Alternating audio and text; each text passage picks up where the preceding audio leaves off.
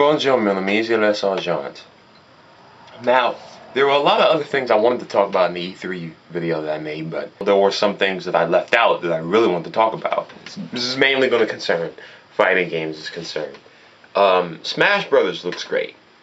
Smash Brothers looks good, the new characters that they're confirming. I'm glad that this is not becoming an instance of Brawl where the characters are more or less clones. And, you know, the gameplay wise leaves a lot to be desired. It's cool that they did have it. See, Nintendo was smart enough to have an invitational tournament to show that this game at high level play is actually interesting. And I'm interested to see of what they're going to do with the system changes with the game. Killer Instinct, oh god, was one of the first things when E3 began that was announced. TJ Combo is being added to the game, and the juggle system is now being tweaked. Yeah, you're basically now putting things that should have been there now to be there.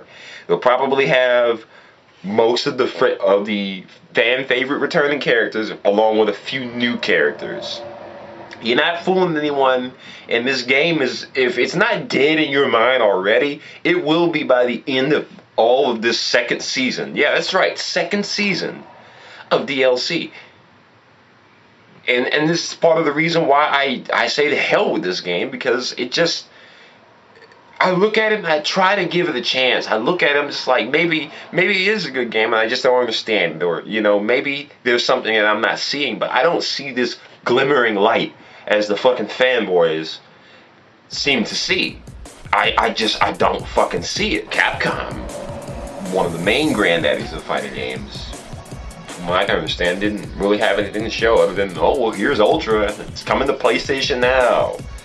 Who cares? We know you're going to have a fucking balance patch for this game by tomorrow, Capcom. I mean, the only thing I think they announced was Deep Down, which we knew about. And they showed more different gameplay than what we've already seen. And then there's the DLC for Dead Rising 3. They made fun of themselves with that long-ass name for the DLC title. But whatever, that's actually cool. But it wasn't anything else. I guess we would have to either wait till the TGS Tokyo Game Show or till next year, because I mean they kept hinting about how they want to make this new fighting game, and you know, we're working on a new source engine, the Panzer-Ray, RHEI. You know, we're working with that, and we're going to be making new games off of that, and empty framework was so limited. All right, yeah, you talk all this shit, Capcom, but till I see something, I don't give a fuck at all about your past limitations and hurdles, because other companies had to do it. Okay, Kojima Studios had to do it. Naughty Dog had to do it. Ubisoft, and even EA, and ironically you, Capcom, at one point. Capcom didn't have anything to show. While we're on the topic of Capcom, they even mentioned about Street Fighter V having a pay-to-play model, and then, you know, we want to, you know, take away the skill gap of unskilled players and skilled players, for unskilled players and not always being able to win at all whenever facing skilled players. And it's like, well, okay, so let me get this straight. You want to make years of practice for people mean nothing from some fucking microtransaction. Did y'all not learn a fucking thing from Cross Tekken? Did you not learn anything that, making a game where having little, I understand that they kind of balanced it, but a lot of people were turned off by the idea of not only gems being in Cross Tekken, but there not being an option for you to not play without gems. And they even stated boldly that, yeah, we are not making a gemless Cross Tekken. And it's probably why, the reason why they probably did this, because they spent so much time doing that, probably to hide the fact that the game was incomplete, full of bugs, full of flaws, like Capcom, likewise. I mean, look at Ultra. I mean, I'm getting a constant look at all these bugs and things that really need to be fixed, because the game was rushed and they're tampering with old ass source material that wasn't built from the ground up. It's just adding the shit on top of other shit that's been stacked. There's no more room then Capcom wants to fucking deny it. Once, I guess, after all the negative feedback got out from everyone, it's just like, yeah, that's fucking stupid. Make a microtransaction, my opponent can't throw fireballs? Huh?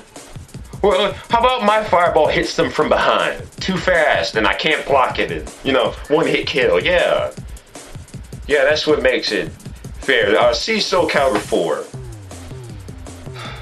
The most ridiculous outfits and the most powerful. If Capcom can't get their shit together, then fuck it. I talked to a friend about this. You know, he's like, Street Fighter 5, what could Street Fighter 5 have? I'm just like, dude, don't talk to me about Street Fighter 5.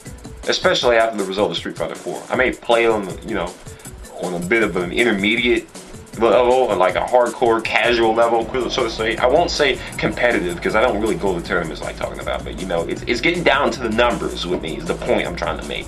And I'm like, don't talk to me about Street Fighter 5 because Capcom has nothing else to show.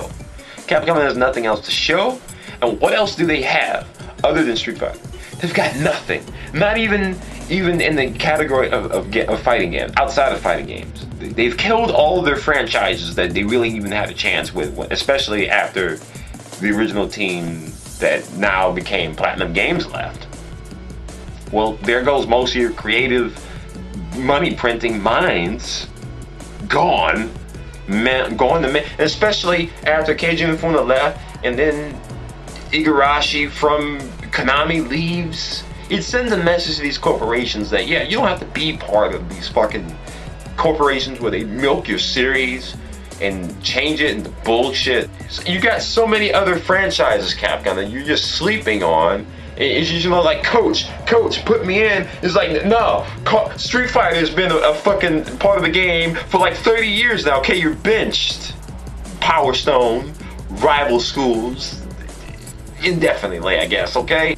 Mortal Kombat X. The game plays and looks nice and interesting. It's got a nice, healthy dose of a bunch of new characters and even system mechanics. Like, they even showed, I guess, something they took from Injustice, like for you to be able to grab things in the environment and use them as your weapon. You can hurl off walls. It's not as stiff as it used to be anymore, and it even feels and seems faster.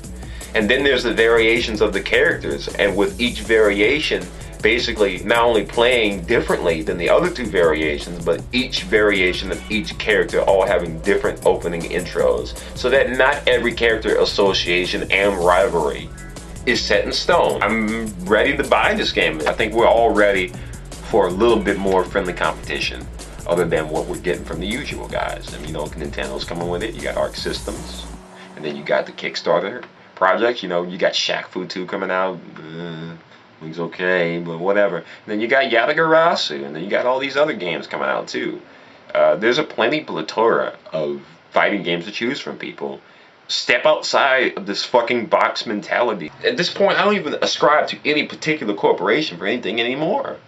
I go for what I feel is the best. There is no brand loyalty, as one would put it, with me. You either got it or you don't. Argent au revoir. Merci, mon amis. To much of my delight.